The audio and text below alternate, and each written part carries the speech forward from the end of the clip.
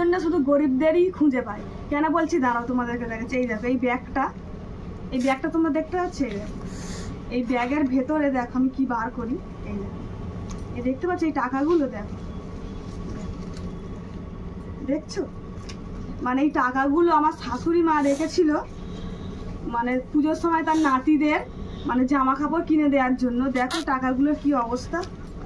ওই যে বলে না ভগবান মানে গরিবদেরই দেখতে পায় মারার জন্য, তাই ভগবান সত্যিই গরিবদেরই দেখতে পায়। আমার শাশুড়ি মা কত কষ্ট করে, তোমরা জানো রাজমিস্ত্রি জোগাড়ের কাজ করে, অনেক কষ্ট করে পরিশ্রম করে টাকাগুলো ইনকাম করেছে। মানে রেখেছিল কিছু পয়সা হয়তো পুজোর সময় তার নাতি নাতনিদের দেওয়ার জন্য। দেখো এখানে প্রায় 2500 টাকার মতো আছে। দেখো কি অবস্থা টাকাগুলো। মানে পুজোর সময় মানে ছেলেদের বাচ্চাদের মুখে হাসি ফোটাবার জন্য জামা কাপড় কিনে দেওয়ার জন্য টাকাগুলো অনেক কষ্ট করে গুছিয়ে রেখেছিল। দেখো টাকাগুলোর কি অবস্থা। মানে এই জন্যেই বলে যে ভগবান শুধুমাত্র গরিবদেরই দেখতে পায় মানে মারার জন্য, যে কিভাবে গরিবদের মারতে হয়। মানে কি বলবো, কিছু বলার মানে ভাষা নেই। মানে পুজোর সময় যে এতগুলো টাকা এইরকম হয়ে গেল, মানে একটা স্বাভাবিক মানুষের মনে একটা দুঃখ কষ্ট হয়। মানে উনি অত কষ্ট করে পরিশ্রম করে মানে টাকাগুলো রেখেছিল পুজোর সময় তাদের নাতিদের দেওয়ার জন্য, জামা কাপড় কেনার জন্য। দেখো টাকাগুলোর কি অবস্থা।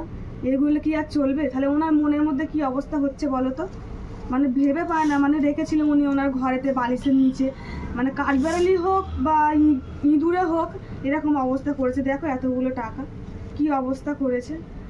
মানে উনি তো কালকের থেকে খাওয়া দাওয়া তো একদম মোটামুটি করছে না। যাই হোক অনেক কষ্ট করে ইনকাম করতে হয় এতগুলো টাকা। মানে এই রোদেতে অনেক কষ্ট করতে হয়, তো এতগুলো টাকা ইনকাম করা যায়। আর আমার শাশুড়ি মা বলতে গেলে ওনার জ্বর হোক শরীরে যতই কষ্ট হোক একদিনও কাজ কামাই করেন। উনি 2 তলা 3 তলার ওপরে ইট বালি সিমেন্ট নিয়ে মানে হেঁটে মানে উঠে যায়, গিয়ে কষ্ট করে পরিশ্রম করে যাতে সংসারটা ভালোভাবে চলে। আর তোমাদেরকে তো দেখালাম, দেখো ব্যাগটা শুদ্ধ কেটে কি করেছে।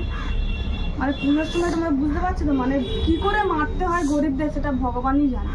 মানে ভগবান সত্যি এতেই প্রমাণ হয়ে গেল যে ভগবান গরিবদের সঙ্গে থাকে না, একমাত্র শুধু বড় লোকদের সঙ্গেই থাকে। দেখো তার হাতে নাতে প্রমাণ তোমাদেরকে দেখালাম।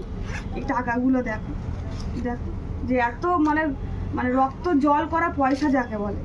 দেখো পয়সাগুলোর কি অবস্থা। এইগুলো কি আর কোনো কাজে লাগবে? কিছু টাকা পয়সা থাকলে সাবধানে রেখো, যাতে ঘরে ইঁদুর বা কাঠবাড়ি ঢুকে এরকম ক্ষতি না করে।